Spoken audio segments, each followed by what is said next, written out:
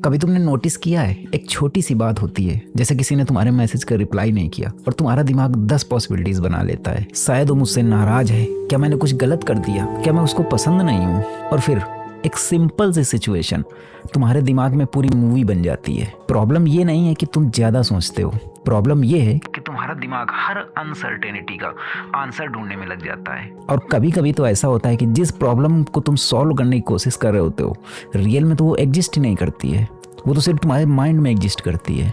तो आज हम बात करते हैं कि हम इतना ओवरथिंक क्यों करते हैं, और सबसे बड़ी बात, इसका सॉल्यूशन क्या है और इससे बाहर कैसे निकले। मेरे साथ भी बहुत हुआ है। कभी अगर कोई डिसीजन लेना होता था तो डिसीजन लेने से पहले कम से कम 50 कॉन्सिक्वेंसेस मेरे माइंड में आ जाते थे कि यार लोग क्या कहेंगे, क्या ये सही होगा, कहीं मैं इसमें फेल तो नहीं हो जाऊंगा, क्या मैं इसको पूरा कर पाऊंगा या फिर इसे मैं बीच में छोड़ दूंगा। कम से कम 50 कॉन्सिक्वेंसेस मेरे माइंड में आ जाते थे। और सबसे बड़ी बात यह कि मैं घंटों तक सोचता रहता था, लेकिन एंड में वही डिसीजन होता था जो मैं 5 मिनट में ले सकता था, लेकिन उसके लिए मैं घंटों बर्बाद कर देता था। और एक पॉइंट पर मुझे रियलाइज हुआ कि मैं प्रॉब्लम को सॉल्व नहीं कर रहा था, मैं उस प्रॉब्लम को बस मेंटली रिप्ले कर रहा था। और शायद तुम्हारे साथ भी यही होता है। तुम बेड पर जाते हो, फोन साइड में रखते हो, रूम पूरा साइलेंट होता है, फिर तुम्हारे माइंड में विचार आने शुरू होते हैं। फिर तुम्हारा दिमाग कहता है कि चलो अब सारी एम्बैरेसिंग मेमोरीज को धीरे धीरे करके याद करते हैं। और फिर तुम याद करना शुरू कर देते हो कि 2022 में मेरे साथ क्या हुआ था, वो 2 साल पहले मेरे साथ क्या हुआ था,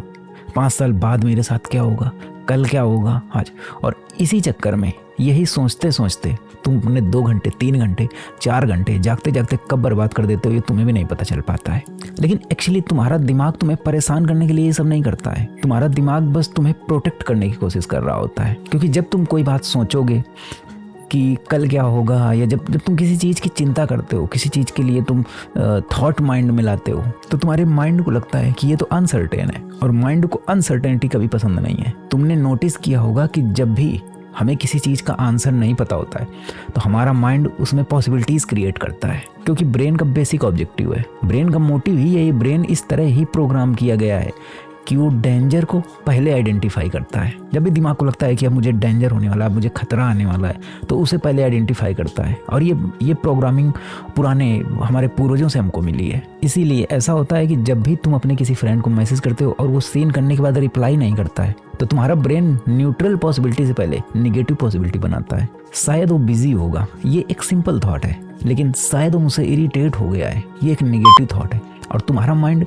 उसमें से निगेटिव थॉट चूज करेगा। शायद वो मुझसे इरिटेट हो गया है, ये थॉट ज़्यादा इमोशनली पावरफुल है, और ब्रेन हमेशा इमोशनल इन्फॉर्मेशन को सीरियसली लेता है। और इसी वजह से ओवरथिंक का एक खतरनाक साइकिल बन जाता है। अनसर्टेनिटी, फिर थिंकिंग, फिर निगेटिव पॉसिबिलिटी, फिर एंजाइटी, और फिर से ओवरथिंकिंग। और फिर तुम्हें लगता है कि मैं बस सिचुएशन को समझने की कोशिश कर रहा हूँ, बट एक्चुअल में ऐसा होता है कि तुम सिचुएशन को कंट्रोल करने की कोशिश कर रहे होते हो। और अनसर्टेनिटी को कंप्लीटली कंट्रोल करना पॉसिबल नहीं है। इमेजिन करो कि तुमने किसी कंपनी में जॉब के लिए इंटरव्यू दिया, और इंटरव्यू के बाद इंटरव्यूअर ने तुमसे बोला कि we will get back to you. अब तुम्हारे पास 2 ऑप्शन है कि मैंने अपना बेस्ट दिया, अब जो होगा देखा जाएगा। और दूसरा ऑप्शन है कि मैंने वो क्वेश्चन गलत क्यों किया, उन्होंने मेरे तरफ अजीब तरह से क्यों देखा, क्या वो मुझे सिलेक्ट करेंगे, अगर उन्होंने सिलेक्ट नहीं किया तो फिर मेरी नेक्स्ट जॉब का क्या होगा, फिर मेरे करियर का क्या होगा।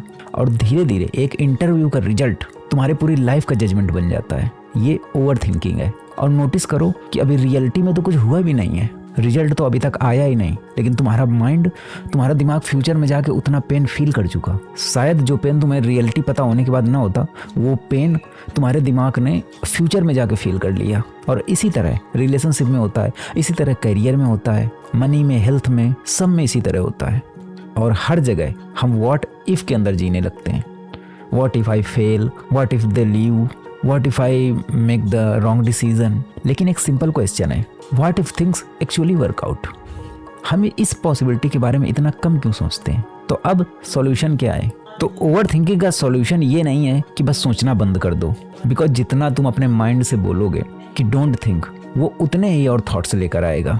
इसकी जगह में जब भी तुम ओवर थिंक कर रहे हो तो अपने दिमाग से एक सवाल पूछो, क्या मैं इस प्रॉब्लम को सॉल्व कर रहा हूँ या सिर्फ अपने माइंड में रिपीट कर रहा हूँ। अगर सॉल्यूशन निकाल रहे हो तो सोचो, एक्शन लो और उसका सॉल्यूशन निकालो। लेकिन अगर सिर्फ थॉट को बार बार रिपीट कर रहे हो तो बिल्कुल रुक जाओ वहीं पे।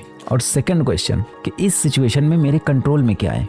जब भी तुम्हें ओवर थिंक हो तो दूसरा क्वेश्चन ये पूछो कि इस सिचुएशन में क्या मेरे कंट्रोल में कुछ है, क्या कोई ऐसी चीज़ है जिसे मैं कंट्रोल कर सकता हूँ। जो कंट्रोल में है उस पर एक्शन लो, और जो कंट्रोल में नहीं है उसे एक्सेप्ट करना सीखो, क्योंकि वो तो वैसे भी तुम्हारे कंट्रोल में नहीं है। तो उसके लिए ओवर थिंक करके ही तुम क्या कर लोगे, क्या सॉल्यूशन निकाल लोगे तुम उसका।